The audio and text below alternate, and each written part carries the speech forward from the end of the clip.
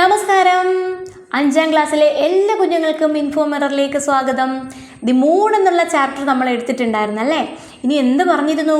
അതിൻ്റെ ആക്ടിവിറ്റീസ് തൊട്ട് പറവിനെ തരാമെന്ന് പറഞ്ഞു അല്ലേ. ലെറ്റസ് എക്സ്പ്ലോർ ദി പോയത്തിൽ നിങ്ങൾക്ക് എത്ര ക്വസ്റ്റ്യൻസ് ആണുള്ളത്? ആ ക്വസ്റ്റ്യൻസ് 7 ക്വസ്റ്റ്യൻസ് ഉണ്ട്, പിന്നെ കുറച്ച് ആക്ടിവിറ്റീസ് ഉണ്ട്. ആക്ടിവിറ്റീസ് എത്ര എണ്ണം ഉണ്ട്? 4 എണ്ണം. ഇച്ചിരി ഉള്ളതായി ഇപ്പം തന്നെ അതങ്ങ് ചെയ്യുകയാണ് കേട്ടോ. അപ്പോൾ നമുക്ക് നോക്കാം. Let us explore the poem. നോക്കിയേ മക്കളെ, ഒന്നാമത്തെ question. Have you ever walked in the moonlight? What do you feel when you see the moon in the sky? എന്താണ്? നിങ്ങൾ രാത്രി നിലാവത്ത് എപ്പോഴെങ്കിലും പോയിട്ടുണ്ടോ?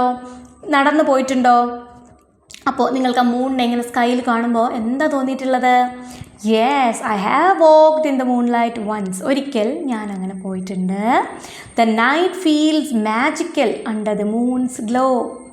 മൂണിൻ്റെ തിളക്കത്തിൽ രാത്രി എന്തായിട്ട് തോന്നും? ഭയങ്കര മാജിക്കലായിട്ട് നമുക്ക് തോന്നും അല്ലേ. ഇനി what is the moon's face compared to? മൂണിൻ്റെ ഫേസിനെ എന്തിനോടൊപ്പമാ ചേർത്ത് പറഞ്ഞത് അല്ലെ കമ്പയർ ചെയ്തത്? എന്തുപോലെ എന്ന് പറഞ്ഞു? യെസ്, ഹോളിലെ ക്ലോക്ക് പോലെ എന്ന് പറഞ്ഞല്ലേ. The moon's face is compared to a clock in the hall. ഹോളിലെ ക്ലോക്ക് പോലെ. അടുത്തത്, where according to the poet do birds sleep at night? Birds രാത്രിയിൽ എവിടെ സ്ലീപ്പ് ചെയ്യുന്നു എന്നാണ് പോയറ്റ് പറഞ്ഞത്? എങ്ങനെയാണ് പറഞ്ഞത്? According to the poet the bird sleep in the forks of the trees. അടുത്തത് ക്വസ്റ്റ്യൻ നമ്പർ 4 ആണ്. Where does the moon shine and spread its beautiful beams? എന്താണ് ആ മൂണിൻ്റെ തിളക്കം? അല്ലെങ്കിൽ നമ്മൾ എന്താ പറയുന്നത്? ആ നിലാവ് എവിടൊക്കെ വീഴുന്ന പറഞ്ഞത്? നമ്മൾ ആ വരികളിൽ തന്നെ ഉണ്ടല്ലോ. The moon shines on thieves on the garden wall. പിന്നെന്ത് പറഞ്ഞു? Streets, fields, harbour quays and on birds sleep in the trees. എന്തിലൊക്കെയാ? ആ കള്ളന്മാർ, പിന്നെ സ്ട്രീറ്റ് പറഞ്ഞില്ലേ നമ്മൾ, തെരുവ് പറഞ്ഞു, പിന്നെ ഫീൽഡ് പറഞ്ഞു, വയൽ പറഞ്ഞു, ഹാർബർ ക്വേസ് പറഞ്ഞില്ലേ നമ്മൾ, ജെട്ടി പോലുള്ള സ്ഥലം എന്ന് പറഞ്ഞില്ലേ, പിന്നെ ബേർഡ്സ് സ്ലീപ്പ് ചെയ്യുന്നില്ലേ, അവിടെ ഒക്കെ വീഴുന്നു. Why could the dog be howling by the door of the house? എന്തിനായിരിക്കും ഈ ഡോഗ് വന്ന് അവിടെ ഇങ്ങനെ ഹൗസിൻ്റെ ഡോറിൽ വന്നിങ്ങനെ ഹൗൾ ചെയ്യുന്നു എന്ന് പറഞ്ഞത്? എന്തിനായിരിക്കും? The dog might be howling by the door because it enjoys the moonlight. എന്തായിരിക്കും? ആ ഡോഗ് ചിലപ്പോൾ മൂൺലൈറ്റിനെ എൻജോയ് ചെയ്യുന്നത് കൊണ്ടായിരിക്കും. നമ്മൾക്ക് ഒരു റീസൺ പറയാം, വേറെ പല റീസൺസും പറയാം. ചിലപ്പോൾ വേറെ എന്തിനെങ്കിലും കണ്ടിട്ടായിരിക്കാം. സാധാരണ വേറെ എന്തിനെങ്കിലും കണ്ടാൽ കുരയ്ക്കുക ചെയ്യുന്നത്, ഇങ്ങനെ ഹൗൾ ചെയ്യുമല്ല, അത് അതിൻ്റെ എൻജോയ്മെൻറ്റ് കാണിക്കുകയാണ് എന്ന് തന്നെ നമുക്കങ്ങ് പറയാം കേട്ടോ. Which are the creatures that like to spend time in the moonlight? ഇനി മൂൺലൈറ്റിൽ ടൈം സ്പെൻഡ് ചെയ്യാൻ ഇഷ്ടമുള്ള ക്രീച്ചേഴ്സ് ഏതൊക്കെയാണ്? ദ ക്രീച്ചേഴ്സ് ഏതൊക്കെ ജീവികളാണ്? ഏതൊക്കെ ജീവികളെന്നാണ് ചോദിച്ചത്. എന്തൊക്കെയായിരുന്നു? Cat, mouse, dog and bat. ഇത് 4 അല്ലേ? അപ്പോൾ ആൻസർ പറ. The creatures that like to spend time in the moonlight are the cat, mouse, dog and bat. ഇനി how long do the flowers and children sleep and take rest? ഇനി ആ എത്രത്തോളം സമയം ഫ്ലവേഴ്സും കുട്ടികളും ഒക്കെ ഉറങ്ങും, റെസ്റ്റ് എടുക്കും? The flowers and children sleep and take rest until morning when the sun rises. സൂര്യൻ ഉദിക്കുന്നത് വരെയും അവരെന്ത് ചെയ്യും? റെസ്റ്റ് എടുക്കും അല്ലേ. ഇനി നോക്ക് activity 1. Look at the words used to describe the sounds made by animals. The chirping birds, the trumpeting elephants. There are similar words in the poem that describe the sounds made by the animals. Pick out those words and write them down. കണ്ടോ? നമ്മൾ ഇതിനകത്ത് തന്നിട്ടുള്ളത് നോക്കിയ മക്കളെ, 2 ജീവികൾ. ഇപ്പം birds ചിർപ്പ് ചെയ്യുന്നു. അപ്പോൾ എല്ലാ ജീവികളും ഒരുപോലെയല്ല സൗണ്ട് ഉണ്ടാക്കുന്നത്. ഓരോ ജീവികളും സൗണ്ട് ഉണ്ടാക്കുന്നതിന് ഓരോ പേരാണ് പറയുന്നത്. ബേർഡ്സിനെ എന്താ പറയുന്നത്? ചിർപ്പിംഗ് സൗണ്ട്സ് ഓഫ് ബേർഡ്സ് എന്നാണ് പറയുന്നത്. ബേർഡ്സിൻ്റെ സൗണ്ട്സ് എന്താ വിളിക്കുക? Chirping sounds. ഇനി ഇതാ അടുത്തൊരെണ്ണം ഉണ്ടോ? എലിഫൻറ്റ് സൗണ്ട് ഉണ്ടാക്കുന്നത്. എലിഫൻറ്റ് ഇങ്ങനെ നമ്മൾ എന്താ പറയുന്നത്?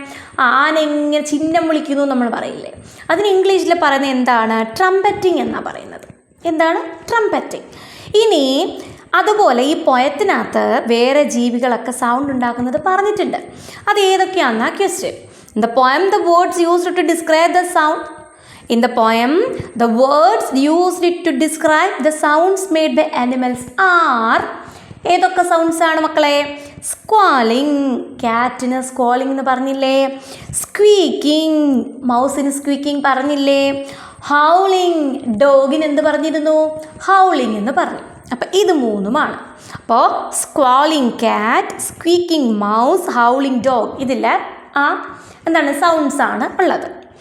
ഇനി activity 2, match the phrases in column A with those in column B and make complete sentences. കണ്ട, കോളം എയിൽ thieves, birds, bat എന്നൊക്കെ പറഞ്ഞ് തന്നിട്ടുണ്ട്. കോളം ബിയിലും കുറേ തന്നിട്ടുണ്ട്. Is howling by the door of the house, lies in bed at noon, അങ്ങനെ തന്നിട്ടുണ്ട്. Sleep till the sun rises എന്നൊക്കെ തന്നിട്ടുണ്ട്. പിന്നെ ദി ഡോഗ്, ദ ചിൽഡ്രൻ എന്ന കോളം എയിലുണ്ട്. റൈറ്റിൽ എന്താണ്? Are on the garden wall, are asleep in the forks of trees. ഇത് മാച്ച് ചെയ്യുക. നിങ്ങൾക്കറിയാമല്ലോ മാച്ച് ദി ഫോളോയിങ്. പറഞ്ഞേ മക്കളെ. The thieves are on the garden wall. The birds are asleep in the forks of the trees. The bat lies in bed at noon. The dog is howling by the door of the house. The children sleep till the sun rises. ഇത്രയുമാണുള്ളത്. എളുപ്പമല്ലേ? Activity 3 നോക്കാം നമുക്ക്. Here are some balloons. കണ്ടോ? കുറേ balloons കണ്ടോ? Some are red, some are green. Rhyming words are given on the green balloons. The words on the red balloons do not rhyme. Add rhyming words on the green balloons from the poem. എളുപ്പമാണ്. നമുക്കറിയാം rhyming words എന്താണ്? ഒരുപോലെ, ഏകദേശം ഒരുപോലെ ഉച്ചരിക്കുന്നത്, rhyme ചെയ്ത് വരുന്നത് നമ്മൾ കുഞ്ഞു ക്ലാസ് തൊട്ട് പഠിക്കുന്നു.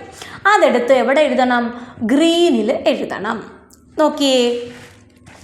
ഹോൾ, വോൾ ഒരുപോലല്ലേ? മൗസ്, ഹൗസ് ഒരുപോലല്ലേ? Noon, moon, day, way, eyes, rise, quays, trees. ഇത്രയുമാണുള്ളത് റൈമിംഗ് വേർഡ്സ്. എളുപ്പമല്ലേ? എളുപ്പമാണ്. ആക്ടിവിറ്റി 4 നോക്ക് മക്കളെ. Collect similar nature poems, write one of them below and recite it in the class. നേച്ചറിനെ പറ്റിയുള്ള പോയം അല്ലേ നമ്മളിപ്പോൾ പഠിച്ചത്? ഇനി നിങ്ങളോട് പറയുകയാണ് നിങ്ങളൊന്ന് കളക്ട് ചെയ്തുകൊണ്ട് വരാനായിട്ട്. എന്ത്? ഇതുപോലെയുള്ള നേച്ചറുമായിട്ട് ബന്ധപ്പെട്ട പോയംസ് നിങ്ങളൊന്ന് കളക്ട് ചെയ്തുകൊണ്ട് വരാനായിട്ട് പറയുന്നു.